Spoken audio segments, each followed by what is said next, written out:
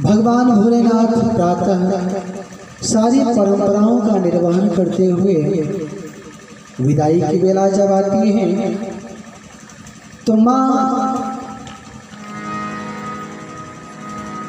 अपनी बिटिया को सुंदर उपदेश देती है। बेटा, करहूं सदा शंकर पद पूजा,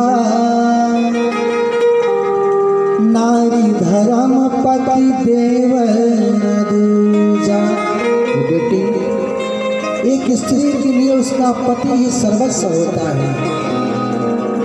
जीवन में एक पति अपने पत्नी को जितना प्रेम जितना सम्मान दे देगा, पिता भाई अन्य संबंधों से वो प्रेम उसको कभी नहीं मिल सकता।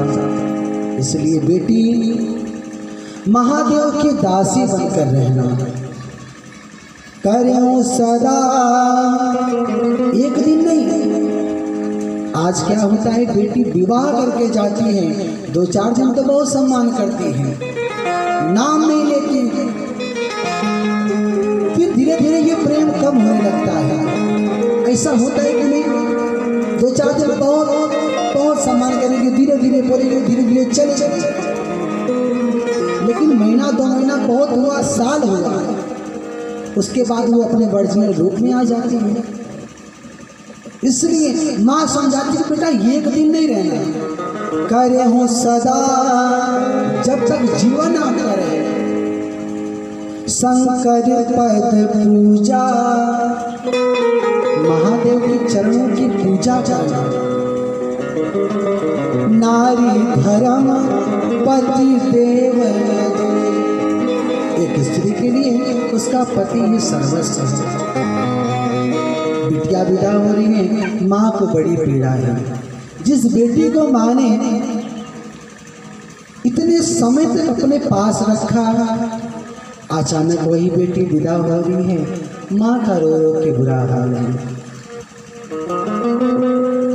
माँ का रोना देख के पार्वती भी रोने लगती है। पार्वती ना रोए इसलिए माँ थोड़ा सा चुप हो जाती है। मैं ज्यादा रोऊंगी तो बेटी और ज्यादा रोएगी, इसलिए माँ खुद को समझाती है। पर पार्वती का रोना बढ़ता रहता है। पार्वती से उनकी माँ पूछती है, बेटा क्या बात है, क्या पति मन का नहीं है, क्या मैंने दहेज कुछ कम दिया है, दाइज दियो बहु भांति। महाराज हिमाचल ने बहुत प्रकार से दहेज दिया था। माँ पूछती, बेटा तू क्यों रो रही है, किस बात की पीड़ा तुझको है। माँ पूछती है, काहे रे बेटी तोरा साजन नेवर, क्या पति अच्छा नहीं कि कह दायज थोरे। जब मैंने दहेज कम दिया तो क्यों रो रही है कि कह तो है केहू कतुक बचनिया, या किसी ने तुझको बहुत कड़वी बात बोल दी है तो तू रो रही है कि कह दायज थोरे रे। बेटी तू क्यों रो रही है। इतना सुना तो पार्वती और रोने लगी। पार्वती ने माँ से कहा कि माँ, अरे नाही न माया मोरा साजन नेवर, नाही न दायज थोरे रे। माँ, मेरा पति जैसा मैं चाहती थी ठीक वैसा है। माँ दहेज की तो कोई बात नहीं है।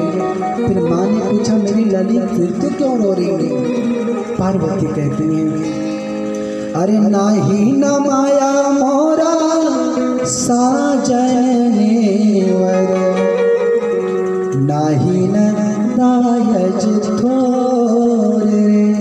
पार्वती कहती, माँ मुझे तकलीफ बस इतनी सी बात की है क्या कि बेटा और बेटी दोनों एक कोखी जन्म में, बेटा का है घर बेटी दूर रे।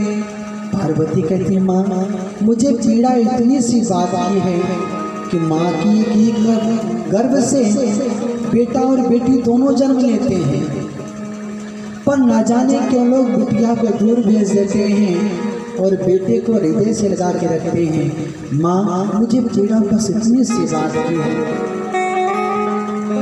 इतना कहा तो माँ ने गले से लगा लिया। माँ ने कहा मेरी लाडो, कभी भी मिलने का मन करे बेटा तो संदेशा भिजवा देना, हम स्वयं चले आएंगे या तो खुद चले आना। पर इस बात का ध्यान रखना, ऐसा कुछ नहीं करना जिससे महादेव का अपमान हो। बाप के हाथ से बेटी की डोली निकलती है, पर बेटा जीवन में एक बात का ध्यान रखना कि उसके पति के हाथ से उसकी अर्थी निकलती है। इस बीच की जो जीवन यात्रा है उसको इस तरह से जीना कि कभी पति का अपमान ना हो।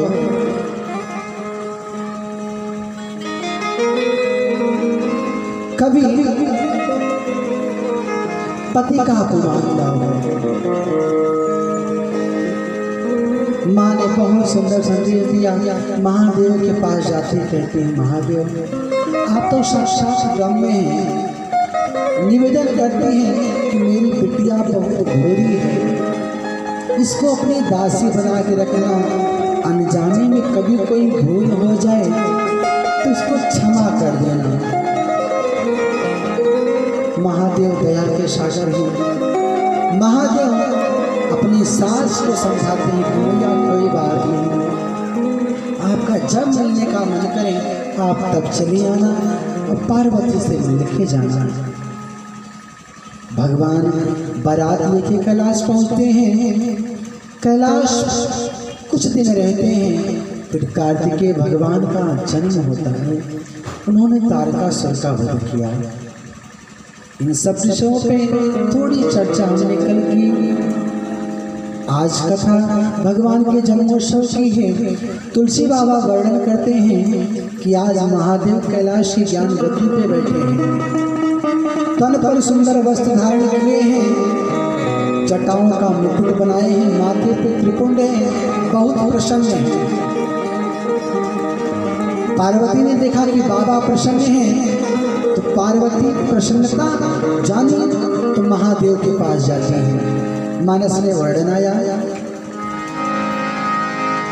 पार्वती भले अवसर जानी, पार्वती भले अवसर जानी, कई संभो कहीं मातु भवानी, कई संभो कहीं मातु भवानी, प्रिया जानिया दरियत कीना, प्रिया जानिया दरियत कीना, प्रिया जानिया दरियत कीना, प्रिया जानिया दरियत कीना, साभाग हर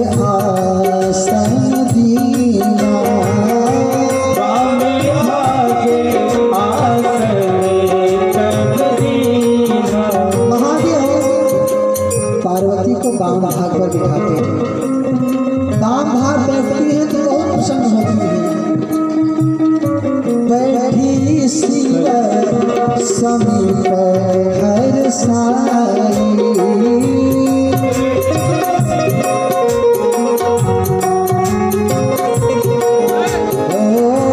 पूर्व जन्म कथा चित आई,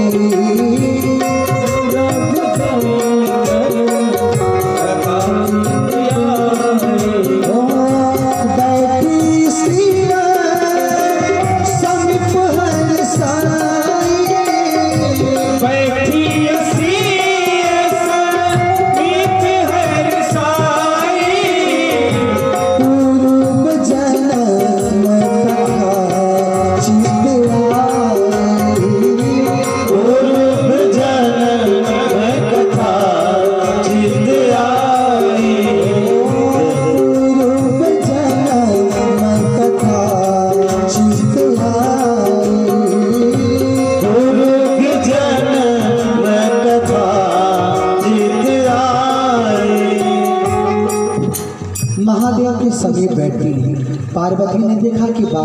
प्रसन्न हैं।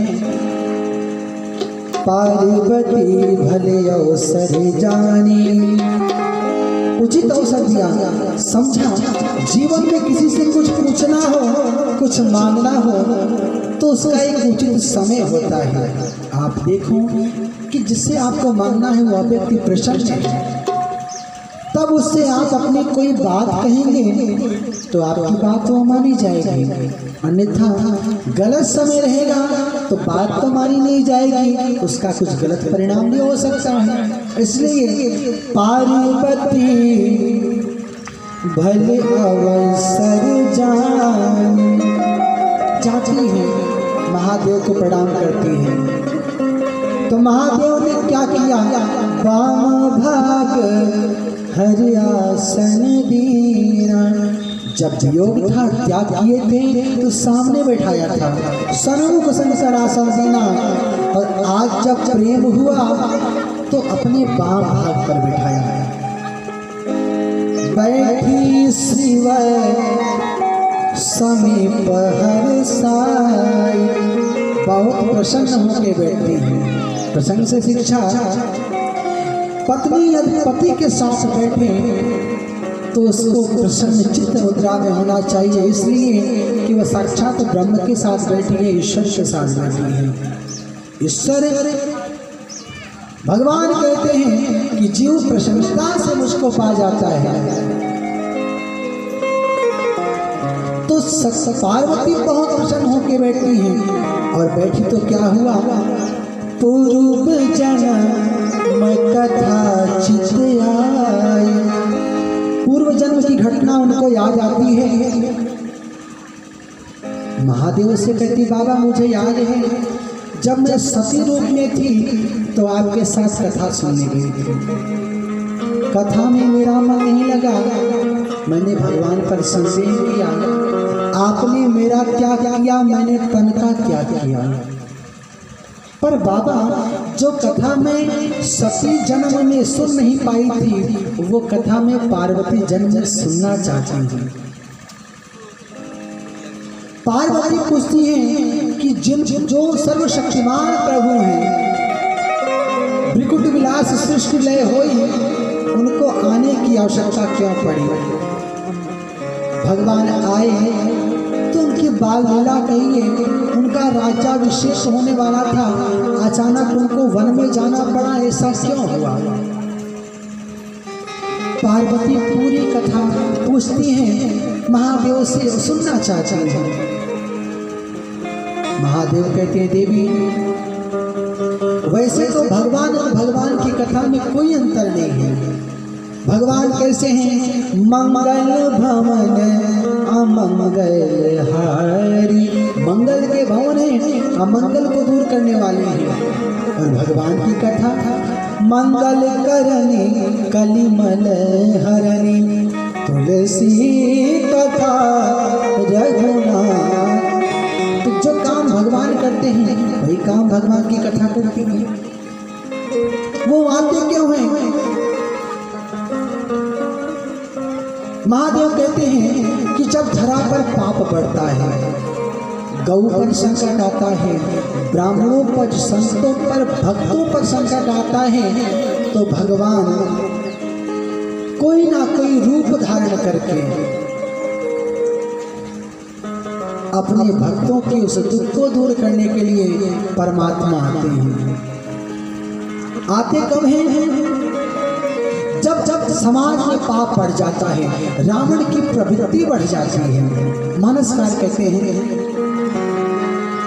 ये मंदिर और मस्जिद ना तुम्हारे काम आएंगे। कई बार धर्म की आड़ में भी अधर्म होता है, तो परमात्मा ऐसे धर्म को तोड़ने के लिए भी आते हैं। जैसे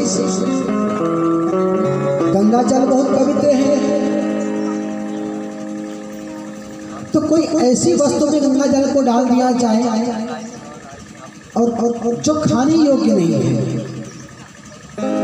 और आपसे कोई कहे कि भैया इसमें गंगा जल पड़ गया है, ये वस्तु पवित्र हो गई है, इसको आप पा लीजिए, तो यहाँ हो क्या रहा है, अधर्म को छिपाया जा रहा है, धर्म को दिखाया जा रहा है। ऐसी वस्तु जो खाने योग्य नहीं है, कुछ भी ले लीजिए आप।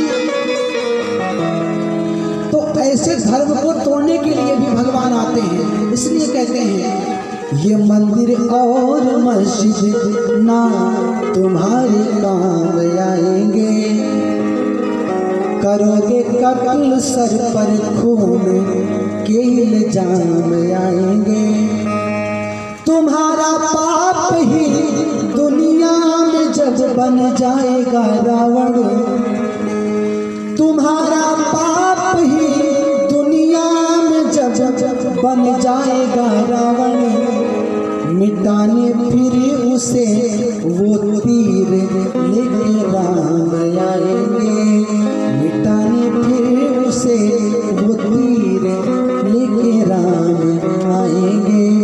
कहने का भाव जीवन में जब पाप बढ़ जाएगा, यदा यदा धर्मस्य, जब जब धर्म की हानि होती है, तब तब भगवान कोई ना कोई रूप धारण करके प्रकट होते हैं। फिर भी महादेव कहते हैं उनके जन्म के कुछ कारण हैं। जन्म एक दुई कहूँ खाने, मैं एक दो जन्म की बात कहता हूँ कि किस कारण से उनको आना पड़ा, लेकिन निवेदन है कि सावधान होकर सुनना। क्यों? असावधानी से सुनी गई कथा का कोई फल नहीं है। सती ने असावधानी से सुना था कथा, परिणाम यह हुआ कि पति ने त्याग दिया, खुद जाके यज्ञ मंडप में खुद को जला देती है। तो महादेव कहते हैं प्रभु, वैसे तो प्रभु हैं, बिनु बिनु पग चले सुने बिनु काना, कर बिनु कर्म करे विदिनाना, वो निर्गुण निराकार है, पर भक्तों के भाव के अनुसार वो सगुण बनते हैं। पर यह व्याख्या राम जी के लिए भी आती है, बिनु पग चले, भगवान बिना पग के चले हैं। कहाँ? कौशल्या अम्बा ने जब रसोई सिद्ध किया, उनको पालने में सुलाया, तो जब आई तो क्या देखी, यहाँ वहाँ कोई बालक देखा। तब राम जी चलना नहीं जानते थे, उनको भ्रम हो गया। सुने बिनु काना, परमात्मा बिना कान के सुनते हैं, कहाँ सुने? बाली की पत्नी तारा उनको समझा रही थी कि आप सुग्रीव जिनसे मिले हैं वो बहुत बलशाली हैं, आप युद्ध करने ना जाओ, वो मार देंगे आपको। पर सुना नहीं। भगवान ने जब मारा तो भगवान ने कहा, मोड़े तो अतिशय अभिमाना, नारी सिखावस कर से न कहना। तुम्हारी पत्नी तुमको समझा रही थी, तुमने उनकी बात नहीं मानी। कर बिनु कर, भगवान बिना कर के सारे कार्य करते हैं। जैसे बिना एक कर होता है बिना हाथ के। जब धनुष टूटा तो परशुराम जी धनुष देना चाहे उनको कि धनुष दे दो, पर ऐसी कृपा हुई देते चाप आप ही चली गया। धनुष देना चाहे लेकिन धनुष अपने आप चला गया, जो जड़ था उसमें चेतना आ गई। तो परशुराम मन विस्मय भय। परमात्मा बिना कर के करते हैं, या मानो ये भाव कर, आज जिसको टैक्स बोलते हैं। आज आप छोटा सा बल्ब घर में जलाओ, उसका चार्ज आपको देना पड़ता है, टैक्स उसका देना पड़ता है। पर विचार करिए, परमात्मा ने इतने बड़े सूर्यदेव की व्यवस्था की, इतना प्रकाश वो देते हैं। क्या कभी नोटिस कोई आई कि भैया आप प्रकाश लेते हैं, उसका कुछ शुल्क आप जमा करिए। किसान खेती करते हैं, भगवान वर्षा कर देते हैं, फसल हो जाती है। कहने का भाव भगवान इतनी व्यवस्था करते हैं। तो महादेव आज कहते हैं, देवी यद्यप तो उनको आने की आवश्यकता नहीं थी, पर आए क्यों? अपने भक्तों के लिए। मानसकार कहते हैं,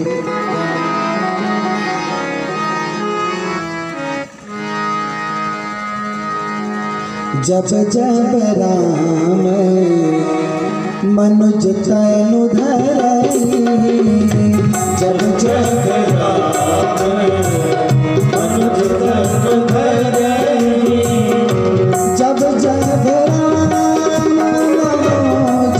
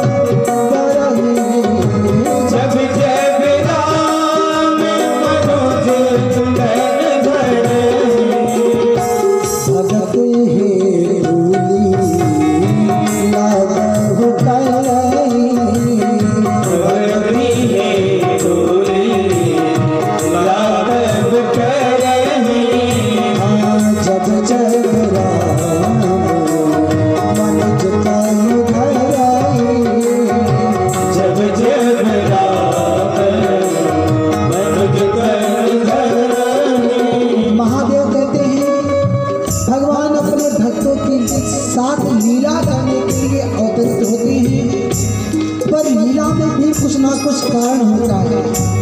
महादेव पहला कारण बताते हैं भगवान के जन्म का।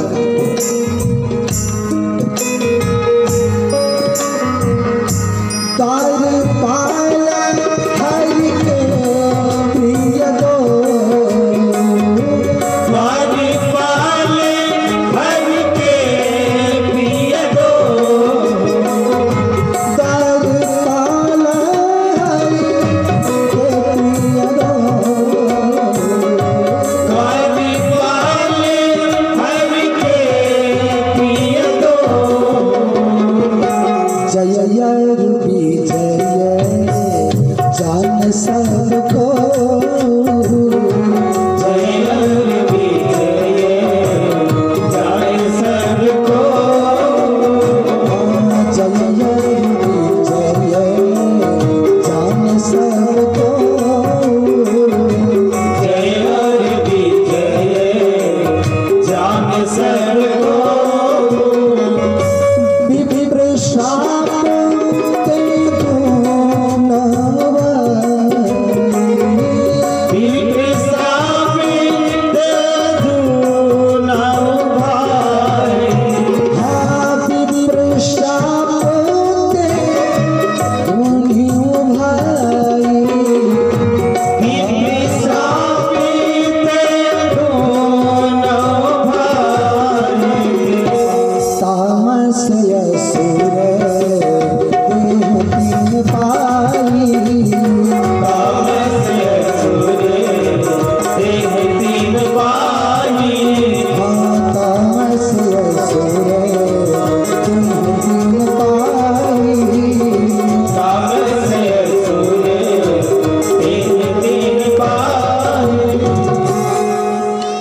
महादेव कहते हैं एक बार भोलेनाथ की वजह से भगवान को अवतार, जय और विजय के कारण परमात्मा को अवतार लेना पड़ा।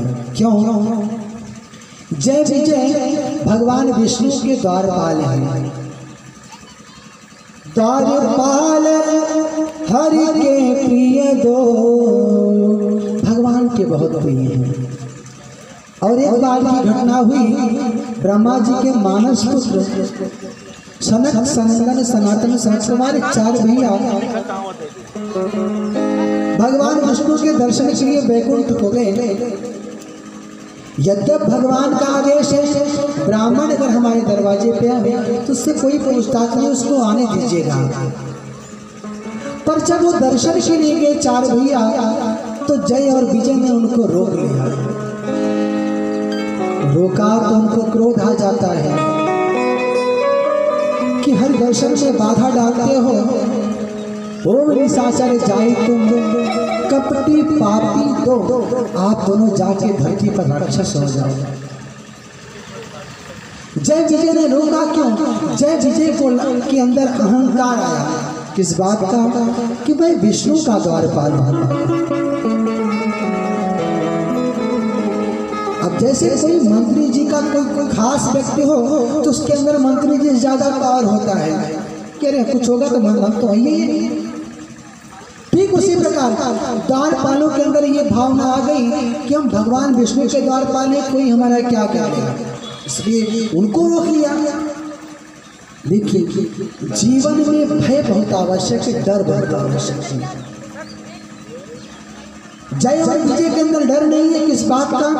कि हम विष्णु के द्वारपाल हैं, कोई हमारा क्या कर लेगा। जीवन में जब तक भय बना रहेगा तब तक जीवन से अपने द्वारा कभी कोई गलत कार्य नहीं होगा। पुत्र को पिता का भय होगा तो पुत्र कभी गलत मार्ग का चुनाव नहीं करेगा। पत्नी को पति का भय रहेगा तो पत्नी सदैव सही मार्ग पर चलती रहेगी। और सबको समाज का भय होना चाहिए कि जिस समाज में हम जी रहे हैं उस समाज के लिए भी हमारा जीवन है। जीवन में शिष्य को गुरु का भय होना चाहिए। आज बच्चे संस्कारवान इसीलिए नहीं हो पा रहे हैं कि आज विद्यालयों में दंडिक पे प्रतिबंध लग गया है। बच्चों को डर नहीं है कि कोई मारेगा नहीं हमको। जब तक जीवन में भय नहीं होगा, भगवान राम को भी भय था गुरुदेव का। भगवान राम जब जनकपुर देखने गए तो विलंब हुआ तो मन में भाव आया, कौतुक देख चले गुरु पाही, जान विलंब त्रास मन माही। राम जी के अंदर डर पैदा हुआ कि विलंब होगा तो गुरुदेव की डांट सुनने को मिलेगी। भगवान ने सुग्रीव को सब कुछ दे दिया। भगवान सीता हरण होता है, सुग्रीव से उनकी मित्रता होती है। भगवान ने सुग्रीव का राज्य दिला दिया, पत्नी दिला दिया, धन दिया, राजा बना दिया। सुग्रीव ने वादा किया था कि ये बरसात बीतने तो हम सीता की खोज करेंगे, पर भगवान ने विचार किया बरसा विगत शरद ऋतु आई, सुदिन तात सीता कहीं पाई। बरसात बीत गई, शरद ऋतु आ गई, पर सुग्रीव ने भी हमारी कुछ खोज खबर नहीं ली।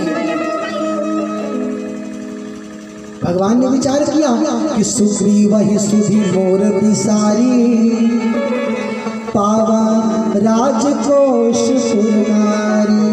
लगता है सुग्रीव हमको भुला दिए। फिर भगवान ने विचार किया कि आखिर सुग्रीव हमको भूल क्यों गए। भगवान ने रजिस्टर चेक किया तो क्या पाया, सुग्रीव को सब कुछ दिया, पत्नी दिया, धन दिया, राज्य दिया, वैभव दिया, सम्मान दिया, सब कुछ दे दिया, पर भगवान ने सुग्रीव को भय नहीं दिया था। तो भगवान ने विचार किया ये तो बहुत बड़ी बात हो गई। तो भगवान लक्ष्मण से बुलाते हैं, लक्ष्मण को बुलाते कहते हैं भैया भय दिखाई लई आवहूं। भैया मैंने सुग्रीव को सब कुछ दिया पर भय नहीं दिया था, आज भय दिखा के लेके आओ उसको।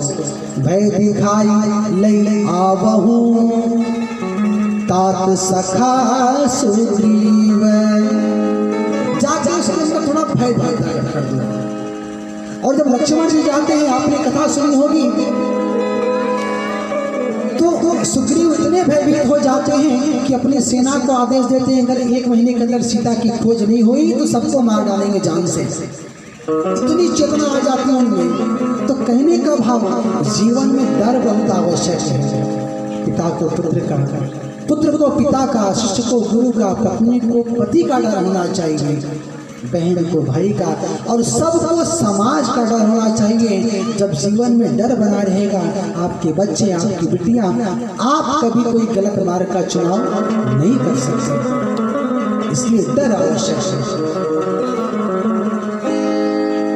भगवान बातचीत हुई तो भगवान वैकुंठ से बाहर आ जाते हैं। जय विजय को जब श्राप मिला तो आवाज अंदर तक जाती है, भगवान वैकुंठ से बाहर आ जाते हैं। क्यों? भगवान ने विचार किया कि सनत कुमारों के अंदर क्रोध हो और मेरे धाम को वही जीव आ सकता है जिसके अंदर काम, क्रोध, राग, द्वेष, ईर्ष्या, छल, कपट, पाखंड, झूठ, मद, मत्सर, इन विकारों से रहित जो जीव होता है वह भगवान के परम धाम को आता है। भगवान आए तो मालूम चला कि जय विजय को श्राप मिला है। भगवान ने सनत कुमारों से कहा बहुत ठीक किया आपने श्राप दिया, पर अब बताओ कि ये मुक्त कैसे हुए। तो सनत कुमारों ने कहा प्रभु इसके लिए आपको अवतार लेना पड़ेगा। भगवान ने कहा कि हमारे द्वारपाल हैं और हमारे बहुत प्रिय हैं, इसलिए उनके उद्धार के लिए हम स्वयं अवतार लेंगे। देखिए अब इस प्रश्न से शिक्षा, यद्यपि जय और विजय ने बहुत गलत किया था, यद्यपि जय और विजय ने किया तो काम गलत था, फिर भी भगवान उनके उद्धार के लिए इस धराधाम पर आए। क्यों? क्योंकि द्वारपाल हरि के प्रिय दोनों, ये दोनों बहुत प्रिय थे। प्रश्न से